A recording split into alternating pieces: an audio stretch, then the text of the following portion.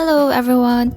For today's video, we are going to transform this broken mug into a very cute cat mermaid, which you already know by the title of this video. I really don't know what caused this huge hole inside, and it has all these chips and cracks all over. I don't want to throw this away cause this was my favorite mug and I used to drink coffee with this every single day. I just really can't let it go yet. Prepare the mug by sanding it first. If we don't do this step, anything we put in it will eventually fall off. Sanding the surface will create these fine textures to hold whatever we put in it, whether paint or clay. Speaking of clay, I am using this air dry clay that you must have seen from my previous videos. Yes, this is still the same pack and it really goes a long way. Soften the clay using your hands and a little bit of water. Keep on kneading the clay until you get it to a soft and manageable state. Okay, so this is the part where I messed up. I'm showing this so you don't need to make the same mistake. What I did and I thought the right thing to do at that time was create small patches of clay and I tried to combine everything smoothly and as clean as possible, which took a lot of work and time to do, so just don't do this part, okay? After a long labor of love and some work of patience, I got in this part where I am quite satisfied. I spent so much time smoothing everything, so much time I could have saved, but oh well, surprise surprise, after all that work, there are still cracks everywhere. This is normal for air dry clay, but we can prevent it if only I did the right steps earlier and not just jump right in and create Frankenstein patches of clay. Good thing we can fix this. Just get a soft clay and press it to the cracks to seal it, and that's it. Wait for it to dry completely before we move to the next step. I am again calling my friend Sandpaper here to do some final retouch since I still have some bumps and uneven textures. Clean and collect the clay dust with wet wipes or damp cloth. Although this doesn't look perfect, I am happy with how it looks.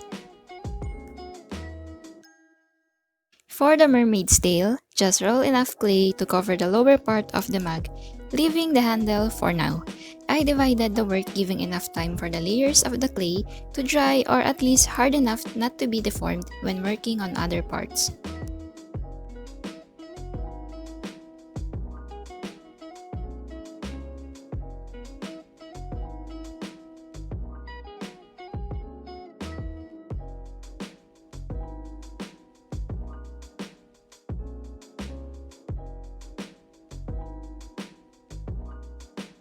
To create the scales, get a huge straw. I used a boba tea straw here and I saved this for this project. Make an indentation of a half circle. After marking the first layer of scales, the second layer should be drawn at the middle of each curve to create a more natural looking scale. It's more like creating a fun patterned markings. Clean off any unnecessary pieces using clay tools and the brush.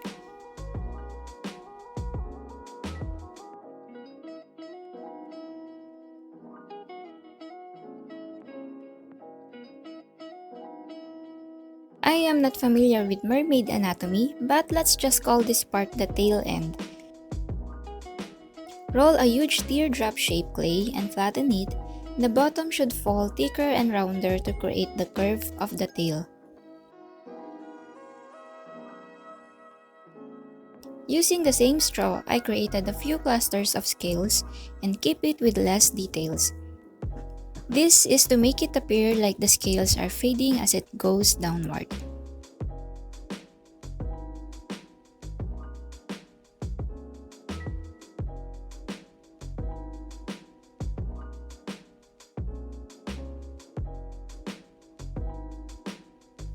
Create two fins at the end of the tail. Make two cone-shaped clay and flatten it to create the fin and attach it to the tail. Always add water to reactivate the dried clay. This will act as a glue to keep the clay together.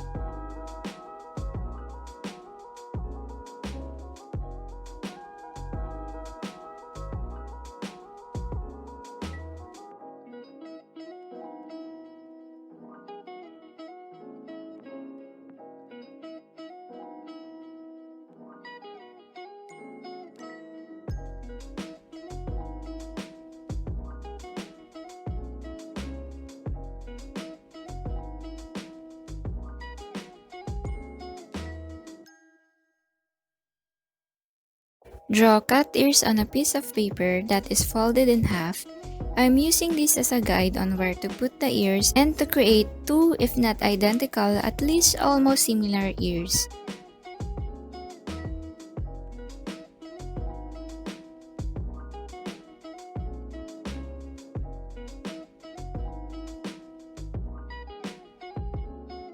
I decided not to add eyes cause 1. I'm bad at drawing eyes, and 2. That I wanted to create a simple design, which I spoke too soon about. Reshape and blend the ears until it doesn't look too obnoxious.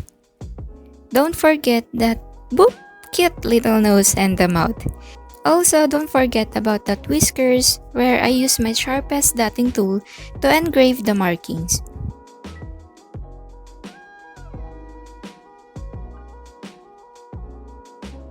We are almost there. Are you still with me?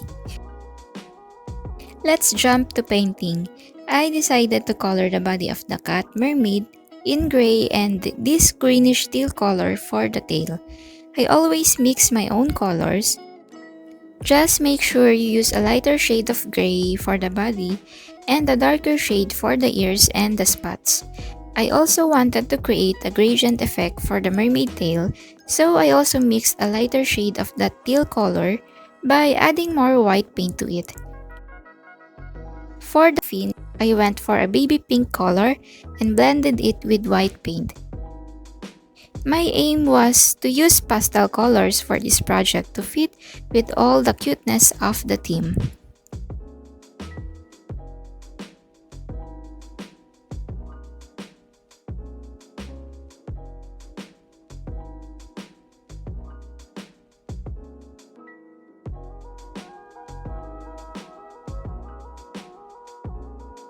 I thought of adding these colorful scales, patches, on the back side of the tail where I feel like it's lacking of details. I used all the paint colors I mixed and added some small gemstones to add sparkles, and who can resist these shiny things, right? But lo and behold, I don't know where and when to stop. I just keep adding more details everywhere that I need to take a step back to check if it still looks simple and cute, which is what I initially planned to do. For final touches, I colored the engraves of the mouth and the whiskers with black paint.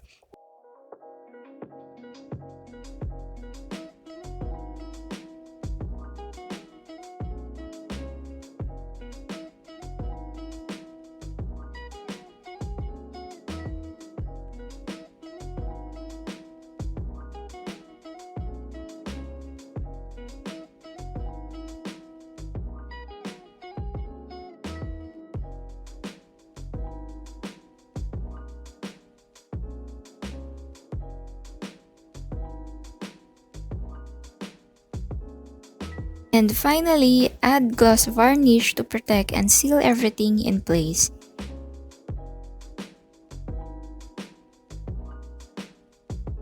And that's it. I hope you enjoyed this video. Please do subscribe if you want more. Stay safe and keep on crafting. Have a wonderful day, everyone, and I love you all. See you on my next one.